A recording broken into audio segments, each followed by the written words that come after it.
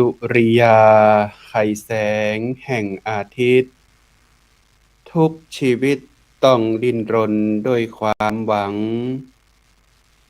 ใช้ธรรมะเติมแสงเพิ่มพลังเพื่อเป็นทางตื่นรู้ด้วยตัวตน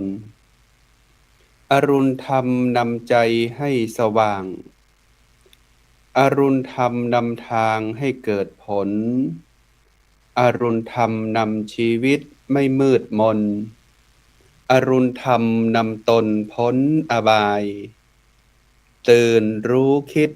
รู้จิตไม่คิดลบตื่นรู้พบทางธรรมอันสดใสตื่นรู้ด้วยอริยสัจทางสบายตื่นรู้ใจตื่นรู้กายทุกนาทีจงยืนหยัดสู้ไปด้วยตื่นรู้จงมองดูสตริตรองมรรควิถีจงสำเร็จจงสมหวังด้วยความดีจงมั่งมีสีสวัสดิ์รับอรุณขอกราบถวายความเคารพครูบาอาจารย์พระมหาเถรานุเถระทุกรูปทุกตนทุกองค์ขอความจำเริญสุขความจำเริญในธรรมจงได้มีกับบรรดาญาติโยมสาธุชนพุทธบริษัทท่านผู้ชมท่านผู้ฟังทุกคนทุกท่านที่ได้ติดตามรับชมรับฟังรายการธรรมรับอรุณผ่านทางเครือข่ายของสถานีวิทยุเครือข่ายคลื่นสีขาวชาวประชาช่องธรรมะเป็นทีมทีวีออนไลน์ตลอดจนถึงในส่วนของช่องทางแห่งการรับชมรับฟังทุกๆช่องทางเพราะว่าจะเป็นทางสถานีวิทยุในเครือข่ายทุกๆเครือข่าย YouTube ตลอดจนถึง Facebook ไลฟ์ของแฮมหลายๆท่านครูบาอาจารย์ที่ได้ฮือช่องธรรมะเป็นทีมนำเอารายการนี้เผยแผ่เป็นธรรมบรรณาการให้กับตังญาติโยมสาธุชนทุกคนทุกท่านซึ่งรายการธรรมรับอรุณก็ได้รับการสนับสนุนจากเครือข่ายพระสงฆ์พัฒนาชุมชนภาคเหนือตลอดจนถึงโครงการหมู่บ้านรักษาศีลห้าของหนคณะสงฆ์หนเหนือ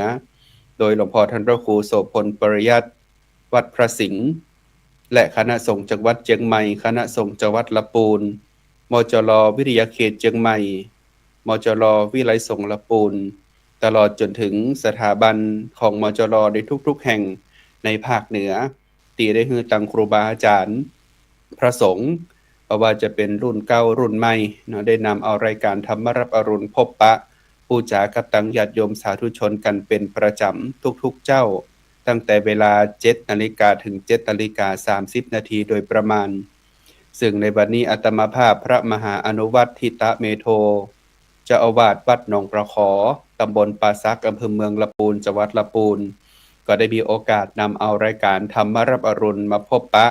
กับตังญาติโยมสาธุชนพุทธบริษัทท่านผู้ชมท่านผู้ฟังทุกคนทุกท่านแห่งวาระหนึ่งวันนี้ก็ถือว่าเป็นเจ้าของวันจันทร์วันจันทร์ที่18 สิงหาคมพุทธศักราช 2568 ตรงกับวันแรม9 ค่ำเดือน9 ค่ำเดือน9หรือว่าเดือน11เหนือวันนี้นะก็ถือว่าผ่านพ้นในช่วงของวันพระวันศีลมาตวาวันนี้ก็ได้มีโอกาสนำเอารายการมาพบปะบูชากับทางญาติโยมหลายคนหลายท่านนอนวัดนอนวาเนาะในตอนค่ำกลางคืนตอนเจ้านี่ก็ลาอุโบสถปิกบ้านปิกจองกันไปทำหน้าที่ตามความเหมาะสมนะในความเป็นคฤหัสถ์ญาติโยมก็ทำหน้าที่ของญาติโยมกันไปต่อดังนั้นถือว่าแต่ละวันที่เฮาตื่นขึ้นมาญาติโยมเฮาจะต้องมาพบปะกับสิ่งที่เพิ่นเฮาว่าการใช้ชีวิตในแต่ละวันไปเพื่อที่จะประคองประคับประคองให้ชีวิตของเฮานั้นอยู่รอดและมีธรรมประจำจิตประจำใจด้วยการมีสติตื่นรู้อยู่ทุกๆขณะจิตอันนี้เป็นสิ่งที่สำคัญที่สุดนะญาติโยมเจ้าวันนี้ตื่นมาตั้งละปูนก็รู้สึกว่าจะมีฝน ตกลงมาสักเล็กสักน้อยหนึ่งนะตกมาสักช่วงระยะเวลาหนึ่งแล้วก็หายกันไปในหลายๆพื้นที่ใน 3-4 วันมานี้ก็ถือว่ามีฝนฟ้าตกลงมาถือว่าก็ได้สร้างความกังวลใจนะเพราะว่าจะเป็นตั้งในส่วนของพื้นที่ที่ใกล้ลุ่มแม่น้ำพ่องก็ดีกานะแต่นั้นก็ยังต้องระมัดระวังนะญาติโยมเพราะว่ากำลังเข้ามาเดือน11เนาะเดือน11เดือน12เนี่ยแล้วก็เดือนเกียงเดือนยี่แฮมพวกฝนจะอยู่แฮมกับเฮาแฮมหลายเดือนอยู่นะด้านก็ต้องอยู่กับเปิ้นอยู่กับธรรมชาติเฮาก็ต้องเข้าใจธรรมชาติอาตมาภาพหันข่าวสารที่เกี่ยวข้องกับธรรมชาตินี่โดยเฉพาะทางประเทศอินเดียทางตอนเหนือที่ติดกับหุบเขาหิมาลัยนี่ญาติโยมเพิ่นฮ้องว่าเมฆระเบิดอีนะญาติโยมอาจจะหันข่าวของเฮาบ่เคยหันปรากฏการณ์ความรุนแรงทางธรรมชาติมาเมินพอสมควรมาหัน 2-3 ปีมานี้ญาติโยมเนาะหันภัยธรรมชาติเนาะเฮาหันแล้วว่าเฮาอยู่ในโลกนี้เฮาอยู่กับธรรมชาติเนี่ยธรรมชาติสามารถที่จะทำลายล้างหรือสร้างสรรค์สิ่งดีงามนะหรือว่าจะมาเก็บกวาดอย่างที่มันบ่ดีบ่งามไปได้ในทันทีในทุกขณะดังนั้นมนุษย์เฮาเนี่ยคิดว่าเฮายิ่งใหญ่มนุษย์เฮานี่คิดว่าเฮาเนี่ยทำอะหยังทุกอย่างทุกสิ่งในโลกนี้แล้วเนี่ยมันเป็นหยังเฮาอาศัยความอำนวยความสะดวกให้มนุษย์อยู่รอดปลอดภัยแล้วแต่เฮาก็บ่สามารถที่จะชนะธรรมชาติได้หากว่าเฮามองเห็นอย่างหนึ่งก็คือมันเป็นหลักธรรมมันเป็นธรรมะที่อยู่กับโลกนี้ของเฮามาที่พุทธองค์เฮาไปเสาะหาจนค้นพบว่าอันนี้มันคือความแปรเปลี่ยนทางธรรมชาติก็คืออนิจจังนั่นแหละญาติโยมเนาะแล้วทุกอย่างทุกสิ่งในโลกนี้มันไม่ใช่ตัวไม่ใช่ตนไม่มีอะไรเป็นของเราสักอย่างเราใช้ชีวิตในโลกนี้เพียงแค่บ่กี่10ปีเฮาก็ต้องจากโลกนี้ไปบ่วันใดก็วันหนึ่งแต่ก่อนที่เฮาจะจากโลกนี้ไปเฮาได้สร้างคุณงามความดีอะหยังไว้หรือยัง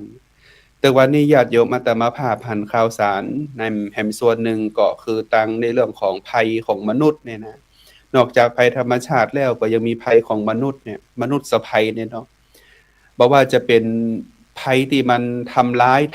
กันทำลายล้างด้วยการกระทำนะโดยเฉพาะในเรื่องของการผิดศีลเนี่ยนะญาติโยมเนาะศีลเนี่ยเป็นสิ่งที่สำคัญที่สุดนะศีลเป็นข้อที่คอยระมัดระวังให้จิตให้ใจเฮาให้กายวาจาเฮา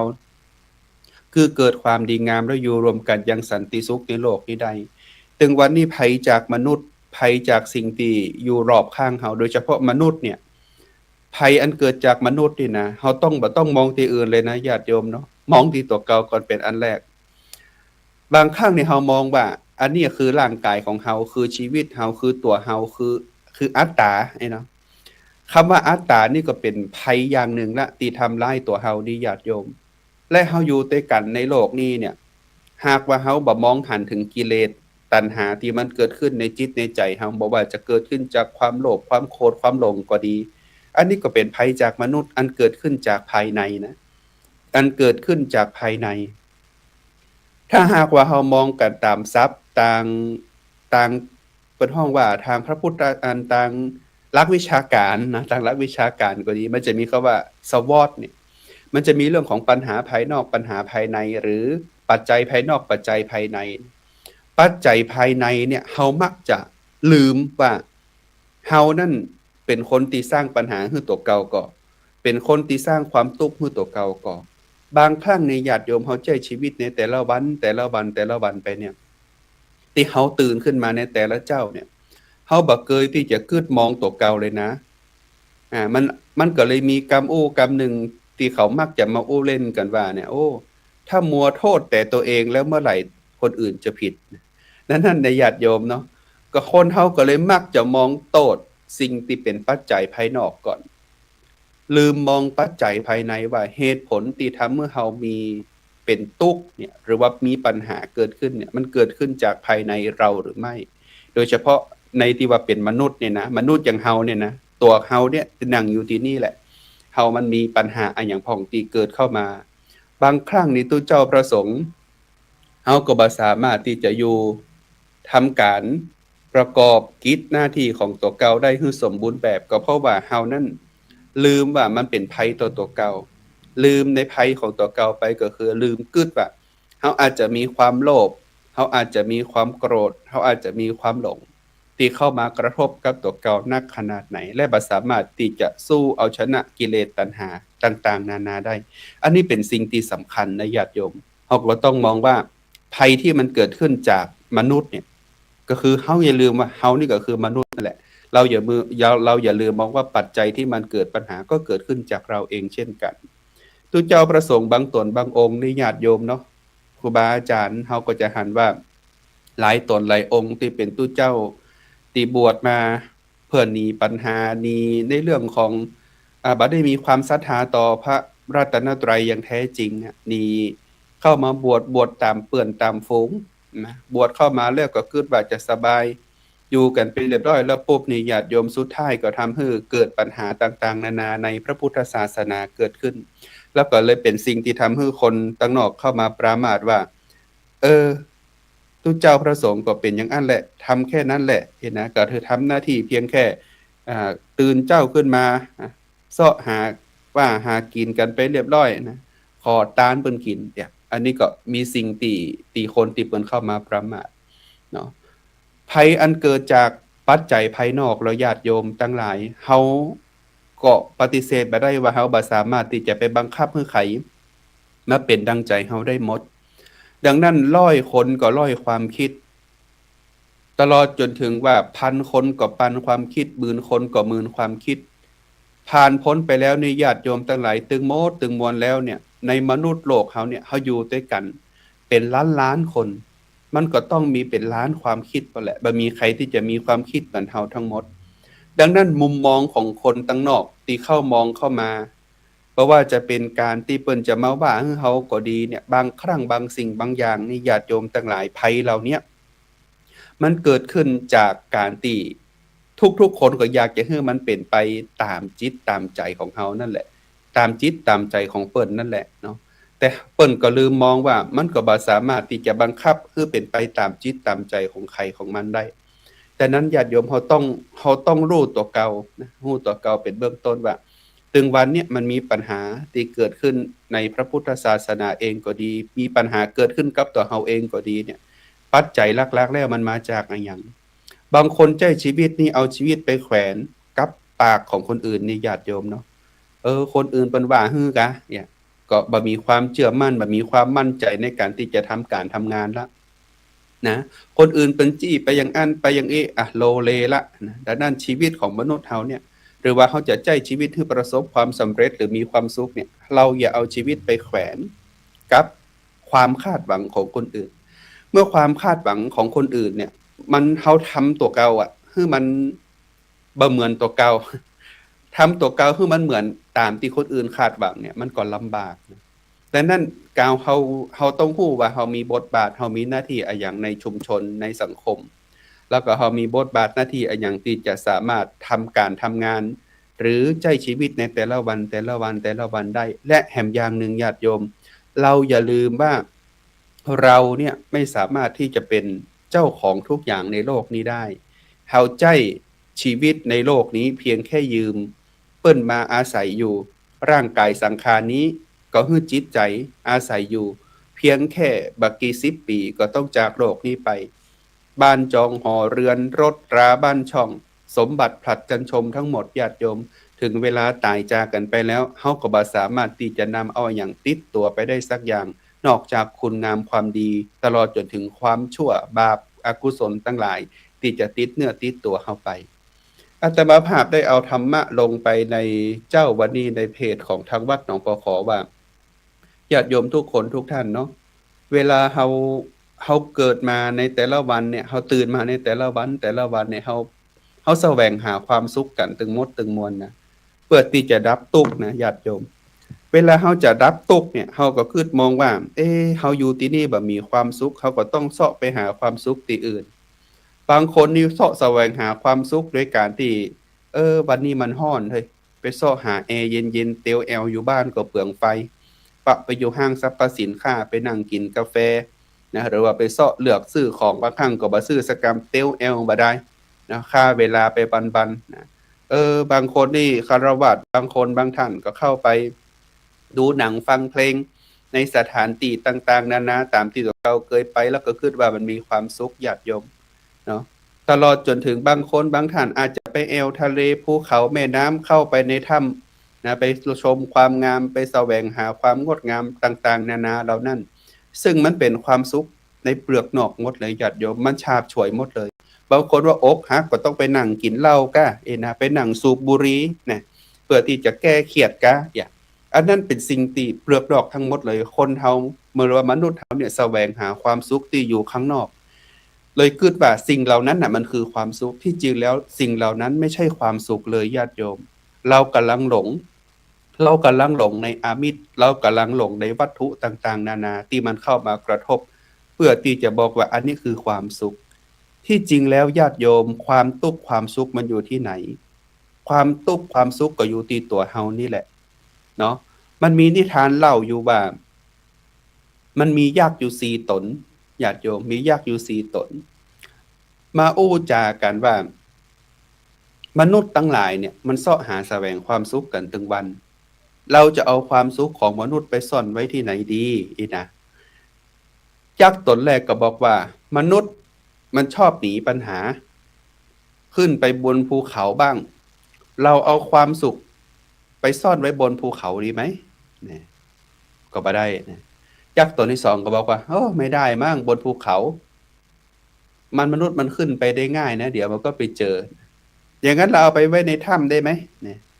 ตนที่2ก็บอกถ้ามันเอาความสุขไปไว้ในถ้ำมนุษย์ทุกวันนี้มีวิวัฒนาการเข้าถ้ำได้นะอยู่ได้กันไม่รู้กี่วันก็แสวงหาความสุขเจออยู่ดีแหละยักษ์ตนที่3ก็บอกว่าอย่างนั้นเอาไปลงไว้นู่นลงไว้ใต้มหาสมุทรนู่นใต้มหาสมุทรนู่นทุกวันนี้มนุษย์น่าจะลงไปไม่ได้หรอกเพราะว่ายังลงไกลไม่ถึงแต่หาที่ไหนได้ญาติโยมถึงวันเนี้ยเนาะอย่างติปื้นแม่น้ำเนี่ยบ่ฮู้ว่ามีอะหยังนะมหาสมุทรมีอะหยังอย่างตีซากเรือไททานิกเนี่ยคนมีสตังค์นะเป็นหมื่นล้านเนี่ยก็ยังลงไปตายกันที่ใต้มหาสมุทรเขาไปเสาะหาว่าเขาเป็นความสุขอย่างอันละแต่เนี้ยยักษ์ตนที่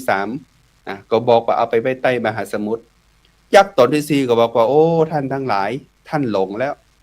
ถ้าหากว่าท่านเอาความสุขของมนุษย์เนี่ยไปซ่อนไว้ในที่ต่างๆที่ท่านพูดไปเนี่ยถึงเวลามนุษย์มันมีปัญหามันก็ไปแสวงหาเจอกันหมดแล้ว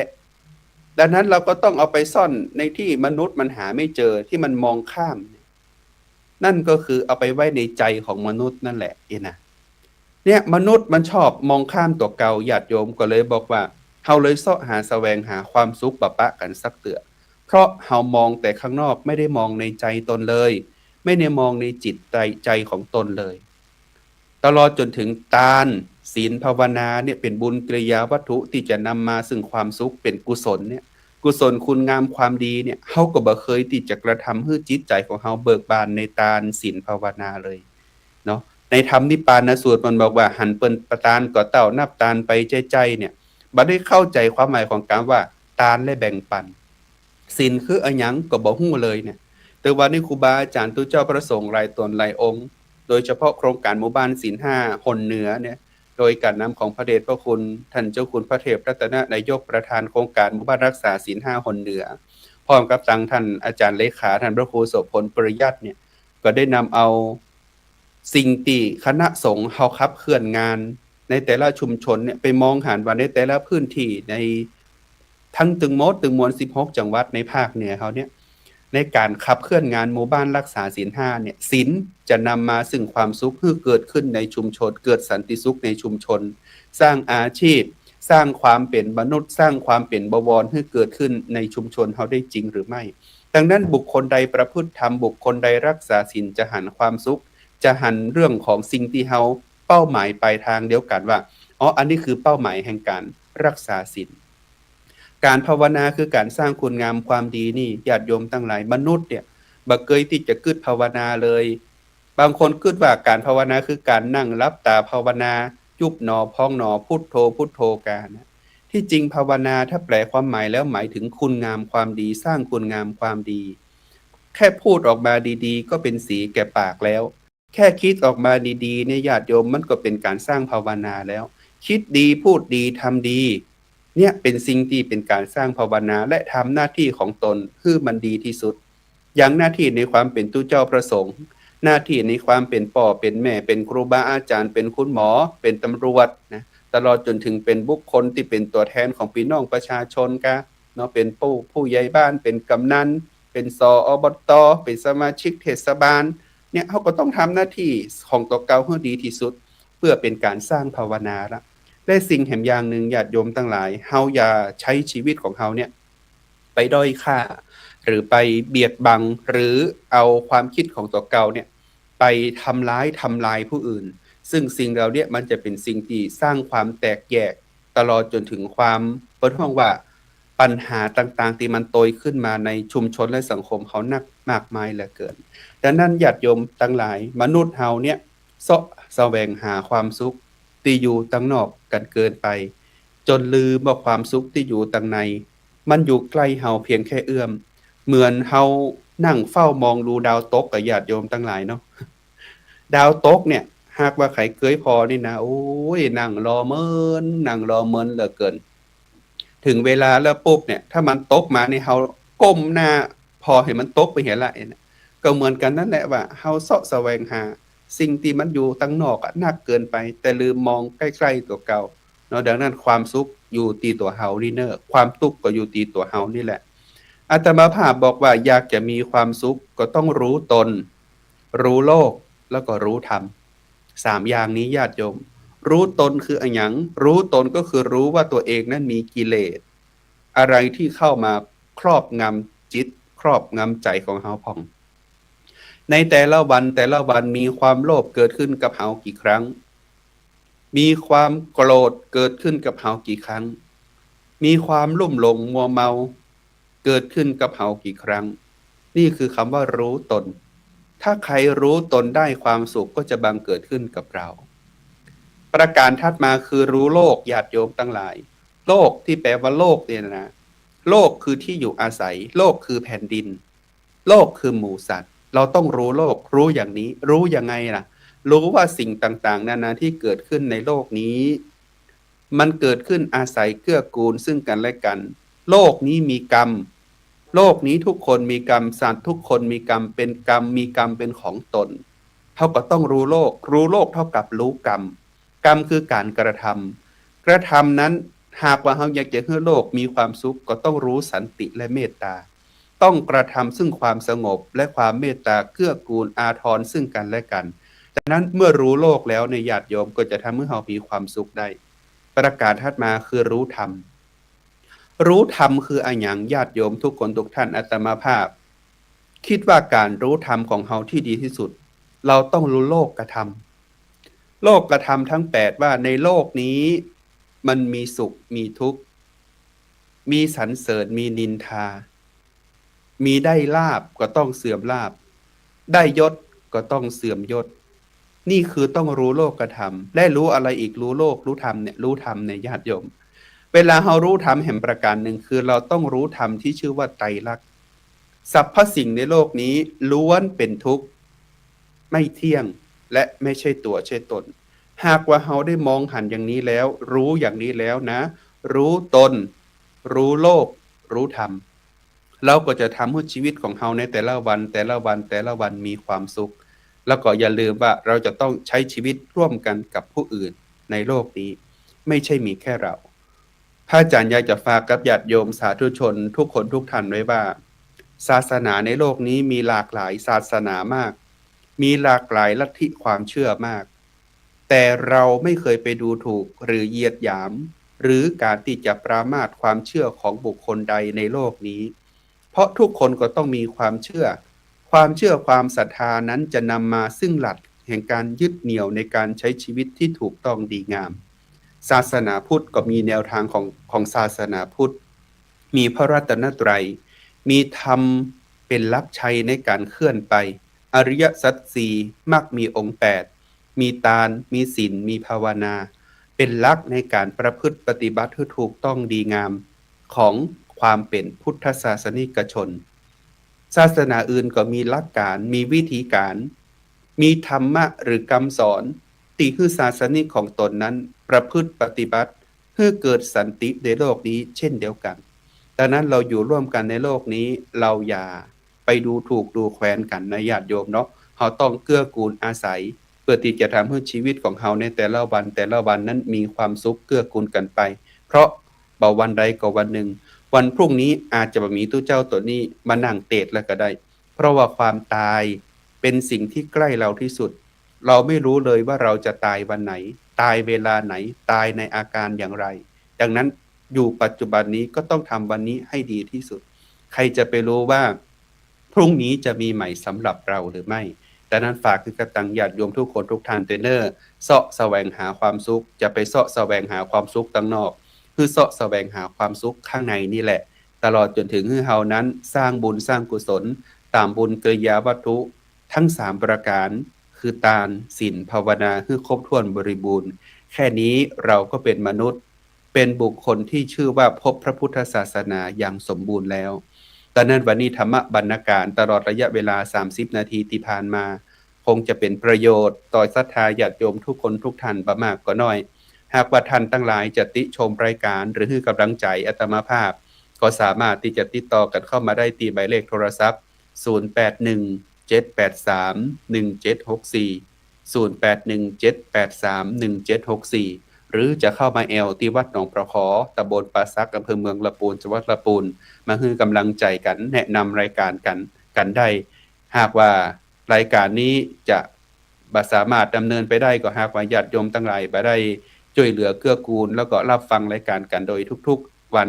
ในแต่ละเจ้าสำหรับวันนี้เวลาของอาตมาภาพก็หมดเวลาลงแล้วคงจะปิกมาปะตั้งท่านผู้ชมท่านผู้ฟังทุกท่านแห่งครั้งหนึ่งในวันจันทร์หน้าคือเวลา 7:00 นถึง 7:30 นโดยประมาณ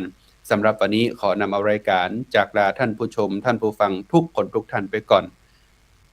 ขอเดชะพระไตรรัตน์เป็นชัดกั้นขอทุกท่านจงพินโยสโมสรเจริญยิ่งสิ่งปรารถนาสถาพรเกียรติขจรเรืองยศประคตไกรแม้ตั้งหวังสิ่งใดในดวงจิตจงสำฤทธิ์เพิ่มพูนบุญกุศลแม้ศัตรูหมู่มารผ่านผจญจงผ่านพ้นดลสุขทุกเมื่อเทินขอเจริญพร